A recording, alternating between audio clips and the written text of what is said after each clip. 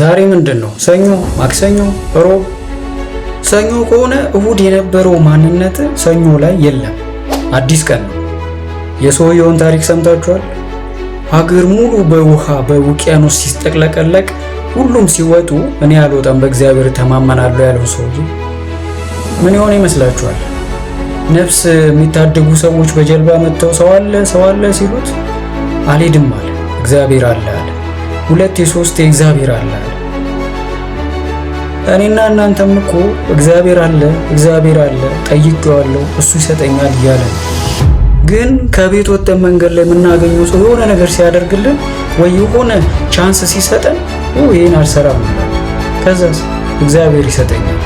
ያ በጀልባ እየመጡ ሲጠይቁት እግዚአብሔር አለ ያለው ሰውዬ ሰምጦ ሞተ። ሰማይ ቤት ምን ብሎ ቢጠይቅ ጥሩ ነው? አንተን ተማምኜ እንዴት ሞታለሁ ሲለው ያ ሁሉ ሰው የላኩት እኮ ላድንህ ነው፣ አንተ ግን አልተቀበልከኝም አለው። በህይወታችን ጸልየን ወይ ደግሞ ፈልገን ያለነውን ነገር ይሰጠናል ፈጣሪ።